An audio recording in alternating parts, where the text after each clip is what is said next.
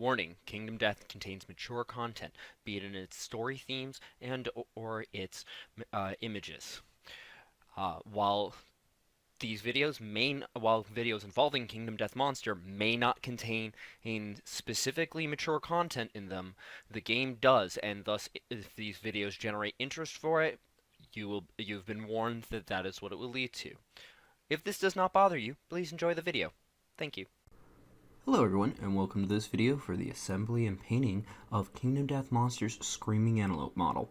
This is primarily the second monster that you see in the base game of Kingdom Death Monster. And, well, as you can see, I've already gotten started with the assembly. Gluing the body together was very simple, as it was two pieces that fit very nicely together. Getting most of the legs on, in fact, most of the model together was very easy, except this goddamn ear. So, while it's not on camera that I do this, I end up actually ripping this out later and having to shave it down, and the main reason I'm just like, this goddamn ear, is because it's not only my copy, it is actually highly recommended to mess with that ear regardless of your copy. It is messed up on every single one. So it's the right ear for that want, to build this stuff in the future. So here's the majority of the model already assembled. I think the tail's still missing. Yes, I'm dry fitting the tail there. And of course the two pieces that make up the base. Now, while I managed to glue the model onto the base here, or in the video, it doesn't actually stay on. And I do highly recommend, if you have a pinning kit or somebody else that can do it, or any other way, do attach the model, fasten the model very nicely with pins or whatever by its feet, because it's not going to stay on. You can already see, once I put this down here, the model will immediately start drooping, because those are the intended points of contact for the model. So, getting right to the painting, I'm starting off with the base this time around. As per usual, I don't really like basing my models. I love when they come with custom bases and then making those look nice, but if it's just a flat base, at the end of the day, these are game pieces, and I still want them to look more like game pieces than complete total distractions once they're on the board. I sped this up a little extra fast because otherwise you'll be sitting here waiting real slowly while I paint literally just a gray, my darkest gray, and black. The body will be primarily my mid-range gray, so there will be a slight difference, and that ends up actually being a lot of the model, to the point in which I actually cut out about 10 minutes worth of footage of just fixing up all the gray flesh on this. Now, a lot of people have painted this red because it's a very muscular model, so they think it's fleshless, but looking at any of the pictures or artwork, it's not intended to be. While there's nothing wrong with doing that, and that is how I almost did it myself until I took a good look at the art, I just wanted to stick with, hey, this thing actually looks like flesh, not skinless. So, here I am doing the hooves in just pure black, and the horns will also be done in this in a couple seconds, I believe. Yep, here we go with that. And those are pretty much, other than the nose, which I believe I'm misrecording in the base coat, are, I think, the only parts of this model that end up black. And considering, a lot of the models, I've noticed I use a lot of brown on these models, and I think the one I'm currently working on, the hand, is the first one where I haven't used my dark brown, and I still have to use the light brown for his gloves, which is more of a tan color. So, as I was saying, I continue on with the horns here. The horns and hooves, you'll see, get scuffed up a lot as I'm painting. So then onto the body. As I mentioned earlier, it's a light scale gray. I'm being very sloppy, as I referred to in previous models, where I'm not doing a dry coat dark scale model. When I'm doing my mid-range lighting scale model, I am same thing with my light scale models, or bright, I should say. I am just sloppy with the base coat, or as I refer to it, the slop coat, so that I can just get most of the model done and move on. And then I spend a lot of time touching up the model, because I'm going to need to do that anyway. as I'm going to make slight mistakes here and there, and this is just me going, well, whole hogged on the blah blah mess. This is pretty much used to cover all the flesh of the model.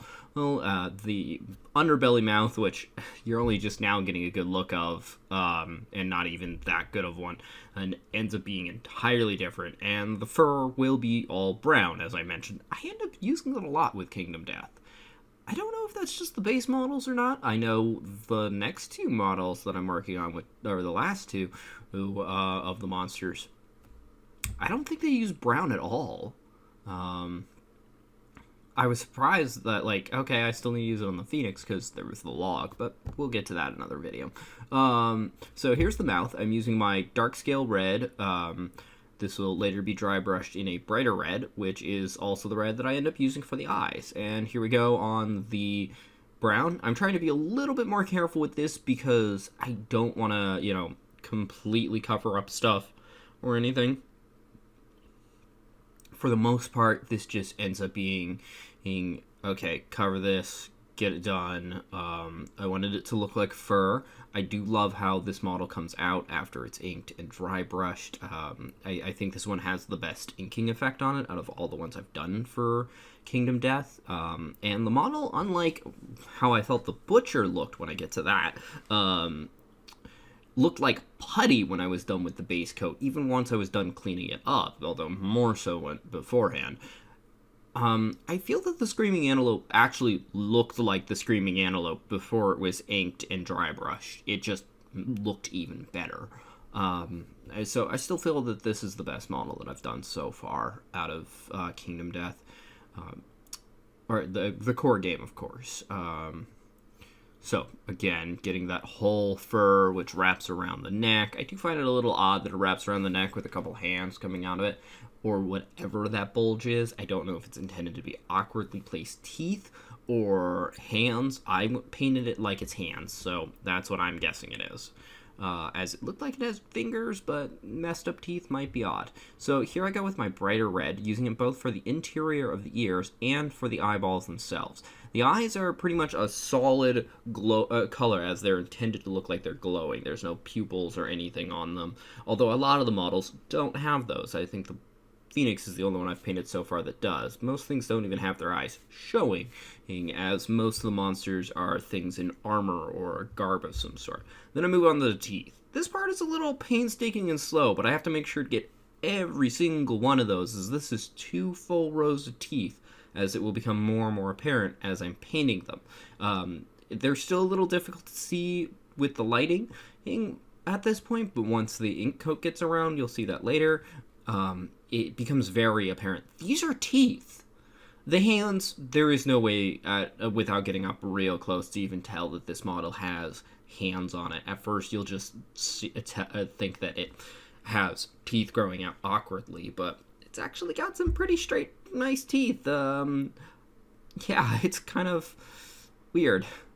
But then again, that's Kingdom Death. Everything is a little weird. I actually just recently showed off models, most of which in this case that I don't have, like the Forge God or the Oblivion Mosquito, the latter of which no one has because it's not out yet.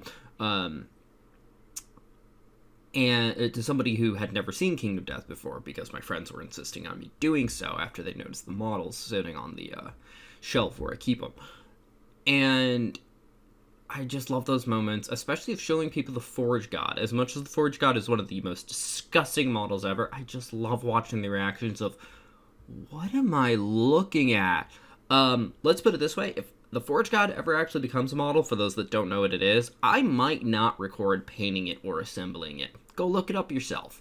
But, as I said, the teeth take a while, as I'm still touching, or no, I've moved on to the hands a while ago. But one of the teeth there definitely needs some touching up.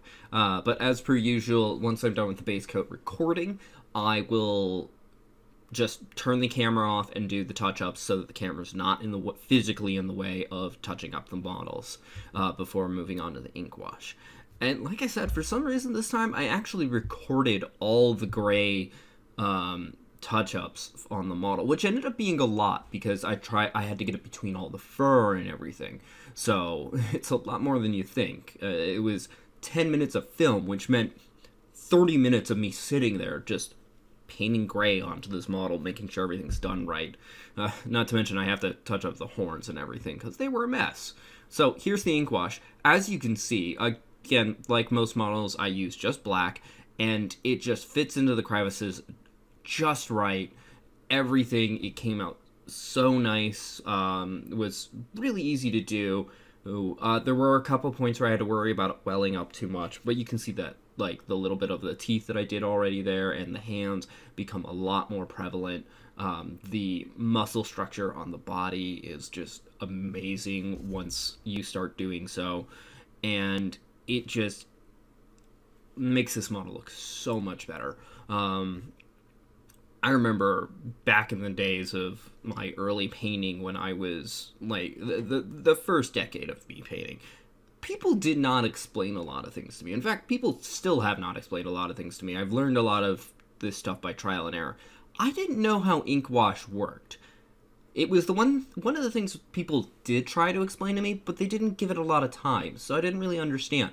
And then one day I just accidentally got it right. I got it welled in right, not just, oh, blah, blah, blah. There were years in which I just went, what's the point in this? Because that's the problem that I've found with a lot of this stuff. Sure, there's more tutorial videos out there. I'm going to actually sit down and watch Iron Kingdom's Get Your Paint On, or whatever it is. They do have a series called that, or Privateer Press, I should say. Sorry, Iron Kingdoms is their setting for their War Machine models. And I need to watch that again, but I feel that they're using things where they're just explaining it at the high end rather than the low end and hoping that you piece it all together, which is kind of honestly a little rude, in my opinion, with anything. But, so here's the ink wash getting finished up for the most part. As you can see, the fingers, the hands, the teeth, they're now all very prevalent in where their definition is. And then I need to move on to the dry brush coat as I, poke around, make sure I didn't miss anything or miss anything welling up too much. I know that neck area ended up a mess, and that's why you don't see any ink on it now. So, starting with the horns and the hooves, I'm using the same color gray that was used for the base. So those are just nice and simple. The horns came out real nice. The hooves, I just kind of whatever.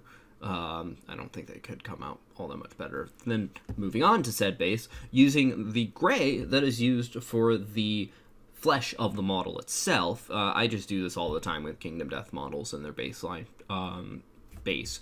So now onto the ears and the eyes. I'm actually using a pink, as this is my brightest red that I'm dry brushing on too. And then I'm using said red on the interior of the mouth, just a quick coat, because honestly, it's really hard to dry brush with that red. It doesn't stand out much. Then I'm using my lightest gray, which is what I used for the base coat of the flesh and hair of the white lion. A very almost white kind of gray. And it's what I base coat things in when I want them to be white, so that I can then highlight them white and still have some standout. But it makes the muscular structure on this stand out amazingly. Like, again, I love how this model came out. I did need to redo the nose as I dry brushed it right there a couple times, and I want the nose to just be completely black. Then onto the tan color, or light brown, in other words, for the hair. This goes on a lot quicker than the base coat of the hair does, because I'm not trying to get in all the crevices, which, honestly, the point of dry brushing is to avoid that. It's only to get the ends and tips and stuff.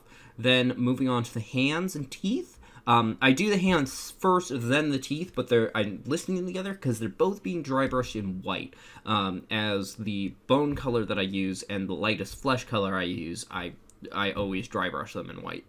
Because they really can't get much brighter, but this makes the teeth stand out more. It doesn't really help too much with the hands, but the teeth are a lot more prevalent. And that ends up being the entire model, folks. Thank you for watching. I hope you enjoyed. If you did, feel free to press the like button. If you think somebody else will enjoy this, feel free to share this video. If you didn't like this video, go ahead and press the dislike button. I won't mind, but please try to leave a constructive comment as to why. Also, feel free to comment in general. If you've got any questions about how I did things or what colors I used specifically, this would be the point where that would be where you ask. Also, if you want to see more like this, be it more painting videos, more board game overview videos, or my reviews, which I'm trying to get to more of, feel free to subscribe. Regardless, thank you for watching and have a wonderful day. Bye-bye.